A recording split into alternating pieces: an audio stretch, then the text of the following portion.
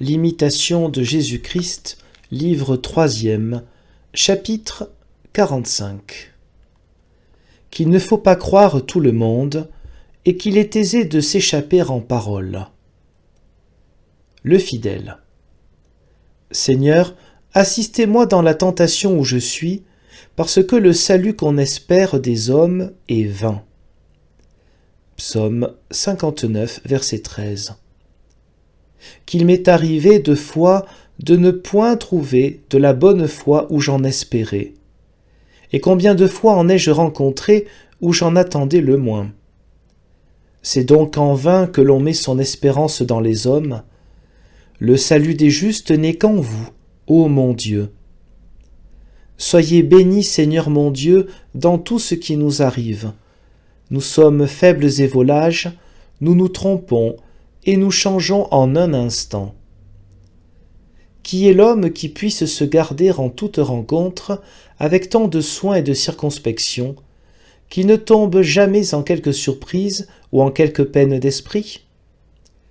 Mais celui qui met sa confiance en vous, ô Seigneur, et qui vous cherche avec un cœur simple, est moins exposé aux chutes, et s'il tombe dans quelque affliction, de quelque manière qu'il y soit embarrassé, vous ne serez pas longtemps sans l'en retirer, ou sans le consoler, parce que vous n'abandonnez pas ceux qui espèrent en vous jusqu'à la fin. Il est rare de trouver un ami fidèle qui soit attaché constamment à son ami dans toutes ses disgrâces. Vous, Seigneur, vous êtes seul cet ami fidèle en tout temps, et hors de vous, il n'en est point de semblable. Oh, que cette sainte âme était bien sage, sainte Agathe, qui disait « Mon cœur est solidement affermi et fondé en Jésus-Christ. » S'il en était ainsi de moi, les craintes humaines ne m'alarmeraient pas si aisément, et je ne serais pas si ému pour des paroles piquantes. Qui peut tout prévoir? Qui peut se précautionner suffisamment contre les maux à venir? Les ayant prévus, on ne laisse pas d'en sentir l'atteinte. Quand doit-on attendre lorsqu'ils nous surprennent, sinon d'en être accablé? Mais pourquoi, malheureux que je suis, n'ai-je pas été plus sur mes gardes? Pourquoi aussi ai-je cru si facilement les paroles des autres? C'est que nous sommes des hommes et rien autre que des hommes fragiles, quoique plusieurs nous estiment et nous appellent des anges. À qui me fierai-je? À qui, Seigneur, sinon à vous? Vous êtes la vérité qui ne trompe point et qui ne peut être trompée. Tout homme, au contraire, est menteur. Psaume 115, verset 2. Faible, inconstant et sujet surtout à s'échapper en paroles, en sorte qu'il faut à peine le croire d'abord, quelque apparence de droiture qu'il y ait en ce qu'il dit.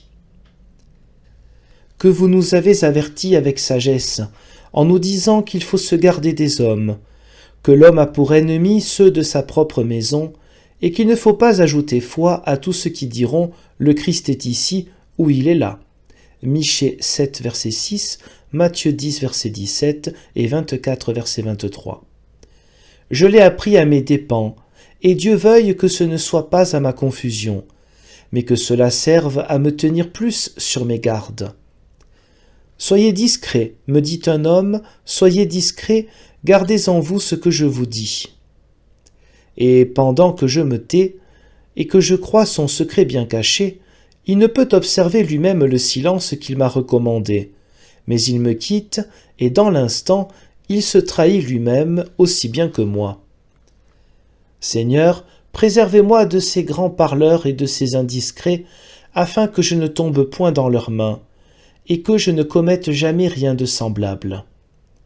Mettez dans ma bouche des paroles vraies et solides, et ôtez à ma langue tout artifice. Je dois mettre tous mes soins à m'abstenir d'un déguisement que je ne puis moi-même souffrir.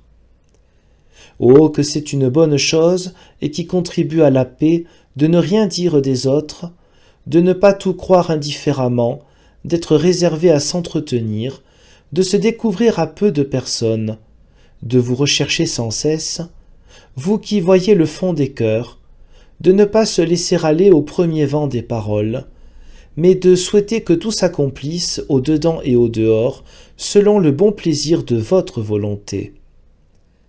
Que c'est un moyen sûr pour conserver la grâce divine, de fuir ce qui flatte aux yeux des hommes, et de ne point désirer ce qui semble procurer de l'admiration au dehors, mais de s'appliquer avec tout le soin possible à ce qui produit l'amendement et la ferveur.